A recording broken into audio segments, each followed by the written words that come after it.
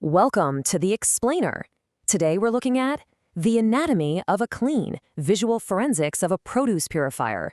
We're doing something a little bit different today. We're going to dive into some visual forensics to investigate the mechanics of the perfect wash. Think about your own routine for a second. How do you achieve the perfect clean for your fresh produce? Are you a quick rinse under the faucet kind of person, or do you let things sit in a bowl of still water? Honestly, we usually just trust that running water is doing the job, stripping away the dirt and residue clinging to our afternoon snack. But when you really think about the microscopic hills and valleys on a piece of fruit, you kind of start to realize that a passive splash just might not be cutting it. That uncertainty is exactly what leads us to our pretty extraordinary visual subject for today's explainer. Take a second to just take in this scene. What we have here is a macro snapshot of intense kinetic energy, but importantly, it's controlled energy. Right in the center is this really intriguing green puck-like device, and it is completely transforming the environment around it. We're not looking at a calm bowl of water, we're looking at a localized underwater storm. A miniature vortex has been spun up, and you can see all these fresh fruits, grapes, a bright cherry tomato, strawberries, just caught up in this swirling aquatic dance. It's absolutely beautiful for sure, but it's also packed with mechanical data. Okay, let's dive into this. To really understand what's happening, we need to deconstruct this macro scene into its core visual components. So breaking down the visual evidence, we've got 5 key elements. First up is the protagonist of our scene, that green circular device. Second is the environment it creates, which is this churning, forceful water vortex.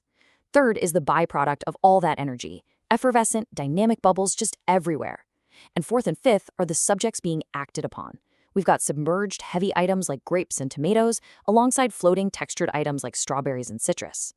By isolating these elements, we stop just seeing a pretty picture and actually start seeing an engineered system at work.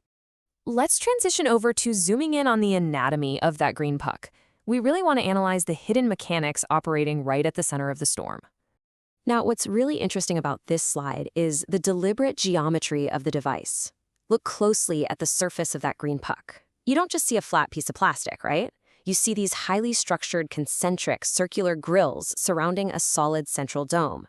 And in industrial design, form almost always follows function. So those open slats, they aren't just decorative. They are literally the gates through which energy is being transferred from whatever motor is hidden inside that dome straight out into the surrounding liquid.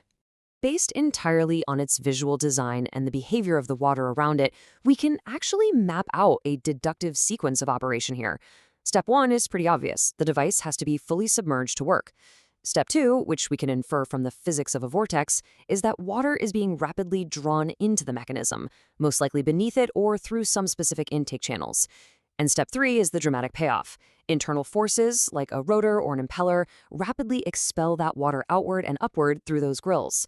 This continuous intake and forceful expulsion is the literal engine of our miniature whirlpool. Notice the circular grill? This implies a directional flow of water forcefully pushing out. The water isn't just leaking out, it's being directed, channeled, and, in a way, weaponized into a cleaning force. The circular nature of the grill perfectly explains the radial spinning nature of the vortex surrounding it. The design literally forces the water to fan out in a 360-degree radius, making sure no piece of fruit in the vicinity can escape the current. So what we're witnessing here is the perfect physical manifestation of agitation. By definition, agitation is a brisk, forceful stirring or disturbance of a liquid. And man, you can almost hear it, right? You can practically feel that kinetic energy. It's visibly demonstrated by those aggressive, swirling currents and that incredibly dynamic field of bubbles. It's the exact opposite of passive. It's an active, aggressive environment specifically designed to strip away impurities through sheer physical friction. And this brilliantly illustrates exactly how that agitation physically manifests in the water. Just look at the immense variety in the bubbles here. You've got tiny microbubbles clinging directly to the surfaces of the fruit, and then you have these massive distorted pockets of air being violently churned toward the surface. This effervescent energy isn't just for show either. Those bubbles act like thousands of microscopic scrubbers. When they collide with the skin of the fruit and pop, they release tiny, localized bursts of energy that help dislodge dirt right down at a microscopic level. Now, you might be wondering, why is this intense agitation even necessary? Well, it's because we're dealing with very different types of terrain. We have smooth surfaces, like a cherry tomato or a grape, but we also have heavily textured surfaces, like a strawberry. A gentle rinse might glance right off a smooth tomato and do an okay job, but it's going to do absolutely nothing for the deep pores and crevices of a strawberry. Let's look closely at that exact interaction. Here, we can see the kinetic energy forcefully circulating against the strawberry's highly textured surface. This is where the mechanical brilliance of the vortex really shines through. That fast-moving water, completely loaded with those energetic bubbles, is being forced right into the pits of the strawberry.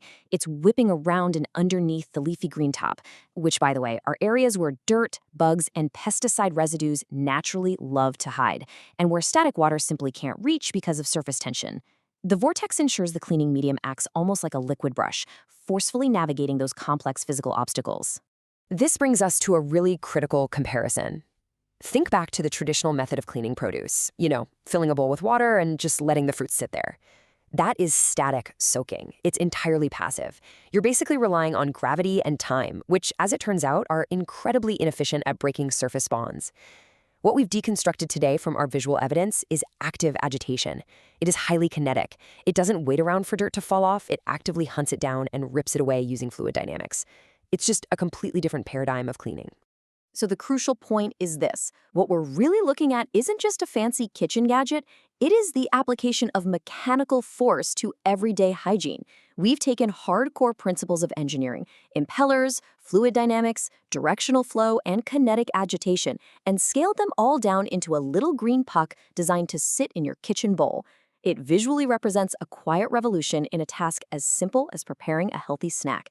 It's taking the guesswork out of the wash and replacing it with visible, verifiable mechanical action. Which leaves us with one final thought to wrap up today's explainer. After taking this deep dive, after seeing the visual forensics of a true, kinetic, mechanically agitated clean in action, how will you view your own kitchen washing routine? The next time you run a strawberry under a gentle tap, you might just find yourself picturing this swirling vortex, wondering if you're really getting the job done, or if you're just, scratching the surface. Thank you so much for joining me on this visual investigation. Keep questioning the everyday, and I'll catch you in the next explainer.